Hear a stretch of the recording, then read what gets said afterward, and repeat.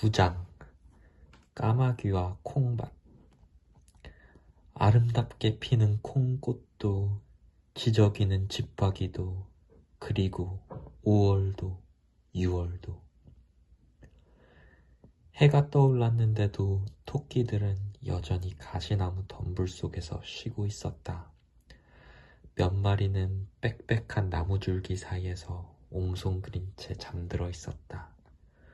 위험한 줄 알면서도 너무 고단한 나머지 운을 하늘에 맡기는 수밖에 없었다. 헤이즐은 잠든 친구들을 들여다보면서 아까 강을 마주하고 섰을 때 못지않은 불안을 느꼈다. 이 산울타리는 훤히 트인 들판에 서 있기 때문에 하루 종일 있을 만한 곳이 못 되었다. 그렇다면 대체 어디로 가야 하는가? 주변을 더 살펴둘 필요가 있었다. 남쪽에서 산들바람이 불어오자 헤이즐은 비교적 안전하게 바람 냄새를 맡을 만한 자리를 찾아 산울타리를 따라갔다. 높은 데서 불어오는 바람 냄새를 맡아보면 뭔가 알 수 있을지도 모른다. 헤이즐은 소들이 지나다니는 산울타리 틈새에 멈춰섰다. 비탈 위쪽 들판에서 풀을 뜯는 소들이 보였다. 헤이즐은 조심스레 들판으로 나아가 엉겅퀴 풀숲에 몸을 숨기고 바람 냄새를 맡기 시작했다. 산울타리의 산사나무 냄새와 지독한 소똥 냄새에서 벗어나자 가시나무 덤불 속에 웅크리고 있을 때부터 코로 흘러들던 냄새가 확실해졌다. 바람 속에는 오직 한 가지 냄새밖에 없었다. 강하고 신선하고 달콤한 향기가 진동했다. 싱그러운 냄새였다. 위험도 전혀 느껴지지 않았다. 그런데 대체 무슨 냄새인데 이렇게 진할까? 훤히 트인 벌판에서 불어오는 남풍인데도 어째서 다른 냄새는 전혀 없을까? 냄새의 원인은 가까이에 있는 게 분명했다. 헤이즐은 친구 하나를 보내서 확인시켜 볼까 생각했다. 댄더라이언이라면 산토끼 못지않게 빨리 들판 꼭대기까지 갔다 올 수 있을 것이다. 하였지만 헤이즐은 모험심과 장난기가 발동했다. 자기가 없어진 것을 누가 알아차리기 전에 직접 나가서 뉴스거리를 갖고 돌아올 수 있을 것 같았다. 그러면 비퀵도 생각하는 바가 있겠지. 헤이즐은 풀밭으로 사뿐히 뛰어올라 암소한테 다가갔다. 암소들은 일제히 고개를 들고 헤이즐을 쳐다보다가 곧 다시 풀을 뜯었다. 커다란 검은 새 한 마리가 솥대 바로 뒤에서 푸드득 푸드득 날기도 하고 땅 위로 내려와 파닥파닥 뛰어다니기도 했다. 커다란 떼까마귀 같이 생겼지만 무리지어 다니는 떼까마귀답지 않게 혼자였다. 그 새는 왜 그러는지 알 수 없지만 초록빛이 도는 튼튼한 부리로 땅을 쿡쿡 쪼아대고 있었다. 공교롭게도 헤이즐은 까마귀를 본 적이 없었다. 그래서 새가 부리로 두더지를 쪼아 죽여 얕은 굴길 밖으로 끌어내려고 두더지 자체를 쫓아나고 있는 줄 꿈에도 몰랐다. 그런 줄 알았다면 그 새를 내가 아닌 동물, 곧 굴뚝새와 꿩의 중간쯤인 새라고 가볍게 넘겨버리고 그대로 비탈을 올라가지는 않았을 것이다. 낯선 향기는 이제 점점 더 강해져 비탈 너머에서 파도처럼 세차게 덮쳐왔다. 마치 지중해의 오렌지 향기가 처음 온 여행자를 사로잡듯이. 헤이즐은 마음을 홀딱 빼앗겨 들판 꼭대기까지 내달렸다. 꼭대기쯤에 산울타리가 또 하나 있고 그 너머로는 꽃이 활짝 핀 넓은 콩밭이 남풍에 살랑거리고 있었다. 헤이즐은 바로 앞에 웅크리고 앉아 휘둥그레진 눈으로 숲을 바라보았다. 숲에는 하얗고 까만 꽃송이가 매달린 청록색 나무들이 가지런히 늘어서 있었다. 이런 식물은 본 적이 없었다. 밀이나 보리는 알고 있었고 순무밭에도 들어가 본 일이 있었다. 눈앞에 있는 식물은 그런 것하고는 전혀 달랐지만 왠지 마음에 들었고 도움이 될 것 같았다. 사실 이 식물은 토끼가 먹을 수 있는 것은 아니었다. 그것은 냄새로 알 수 있었다. 그러나 그 식물들 속에 숨어서 마음껏 안전하게 쉴 수도 있고 그 안에서 돌아다니기도 쉬울 것 같았다. 헤이즐은 당장 친구들 콩밭으로 데려와 저녁 때까지 쉬어야 되겠다고 생각하고 친구들이 있는 곳으로 돌아왔다. 비귀과 실버는 깨어 있었지만 나머지는 여전히 불안하게 선잠을 자고 있었다. 헤이즐이 물었다. 안 잤어, 실버? 실버가 대답했다. 너무 위험해서 말이야. 나도 자고 싶은 마음은 굴뚝 같지만 모두 자버리면 누가 오는지 어떻게 알겠어? 그래, 그래서 마음 놓고 실컷 잘 수 있는 데를 찾아냈어. 굴이야?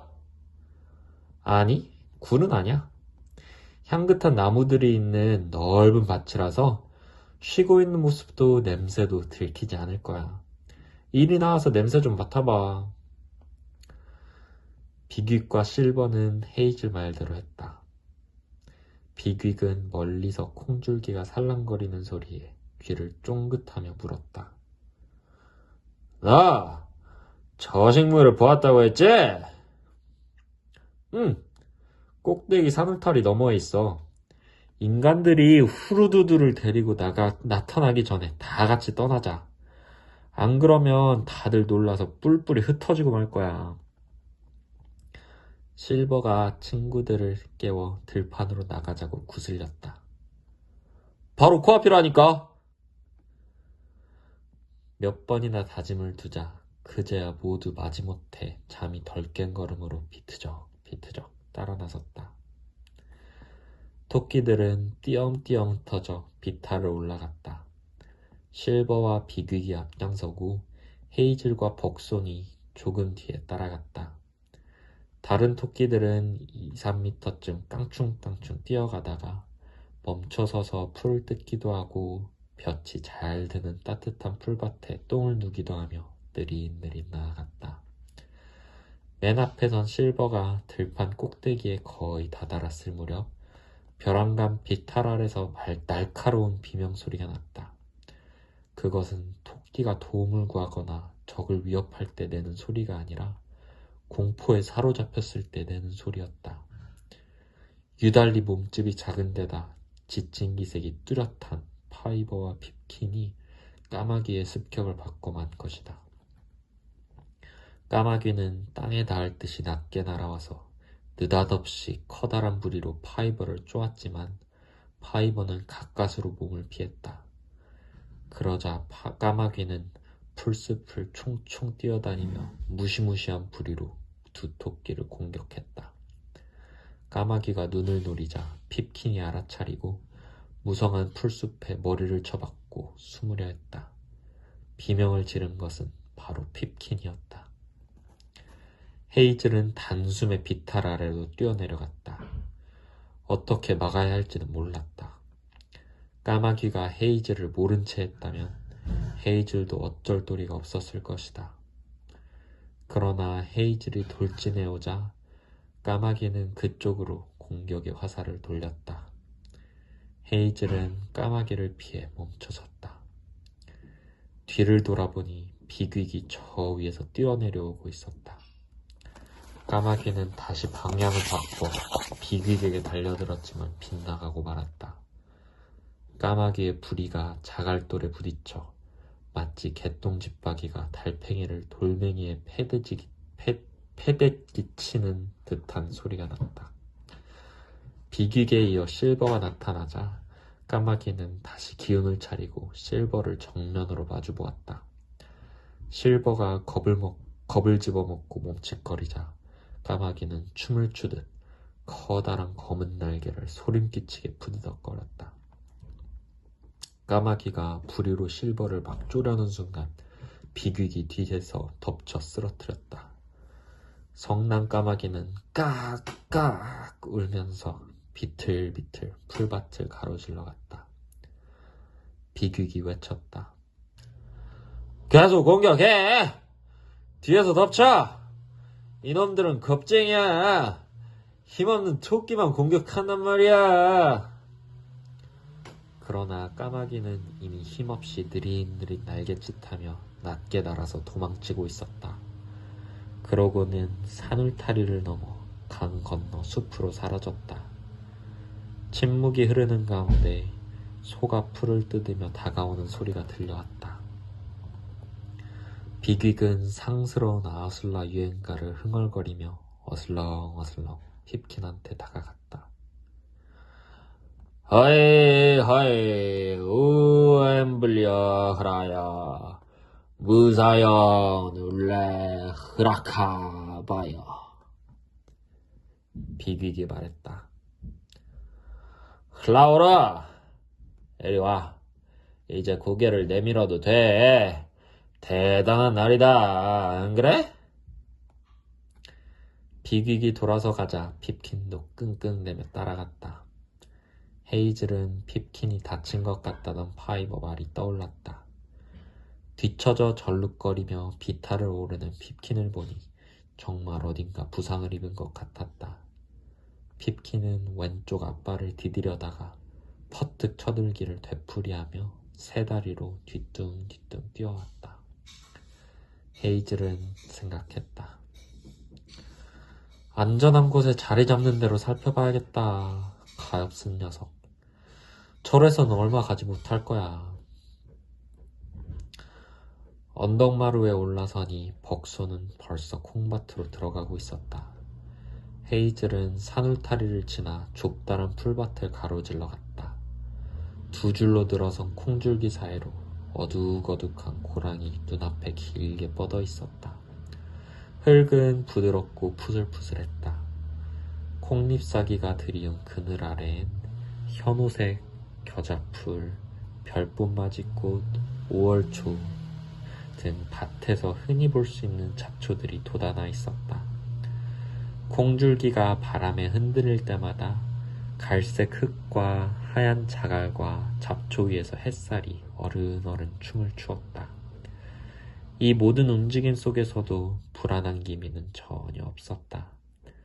온 숲이 들썩이는데도 콩잎사기가 살랑거리는 소리만이 조용히 들려오고 있었다. 쭉 들어선 콩줄기 사이로 벅손의 뒷모습이 저만치 보이자 헤이즐도 밭으로 들어갔다. 잠시 뒤 일행 모두 구덩이처럼 움푹 파인 곳에 모였다. 사방엔 콩줄기들이 가지런히 줄지어 서서 하늘을 가려주고 냄새를 감춰주고 적의 접근을 막아주었다. 그곳은 땅속 못지않게 안전했다. 게다가 시들한 풀과 민들레가 군데군데 있어서 부족하나마 허기를 채울 수도 있었다. 헤이즐이 말했다. 여기서라면 하루 종일 잘 수도 있겠다. 하지만 누구 하나는 깨어 있어야 될 거야. 내가 먼저 할게. 흘라우르, 네 발 좀 보자. 뭐가 박힌 것 같은데? 왼쪽으로 가로누워 헐떡이던 핍킨은 돌아누우면서 아픈 발을 내밀었다. 헤이즐은 굵은 털이 촘촘히 나 있는 발, 토끼는 발바닥에 굳은 살이 없다. 발을 찬찬히 들여다보았다. 짐작대로 가시가 박혀 있었다. 피가 조금 나고 살이 찢겨 있었다. 헤이즐이 말했다. 흘라오, 큰 가시가 박혀 있어. 이러니 뛰지 못한 게 당연하지. 빼내야 해. 가시 뽑기는 쉽지 않았다. 핍킨은 발이 몹시 민감해져서 헤이즐의 혀가 닿기만 해도 얼굴을 찡그리며 자꾸만 발을 뺐다. 헤이즐은 침착하게 한참 동안 씨름한 끝에 간신히 가시를 이빨로 꽉 물 수 있었다. 가시가 쑥 빠지며 상처에서 피가 나왔다. 가시가 어찌나 길고 굵었던지 곁에 있던 호크빗이 스피드웰을 깨워 보여주기까지 했다. 스피드웰은 조약돌 위에 올려놓은 가시에 코를 킁킁거리며 말했다. 굉장하다, 핍킨! 이런 거 서너 개만 더 모아봐. 그걸로 널빤지를 만들어 파이버를 깜짝 놀라게 해줄 수도 있겠다. 이런 게 박혀 있는 줄 알았으면 내가 그 오소리 눈을 찌르는 건데. 헤이즐이 말했다. 흘라우, 상처를 핥아. 아픈 게 멎을 때까지 핥고 나서자.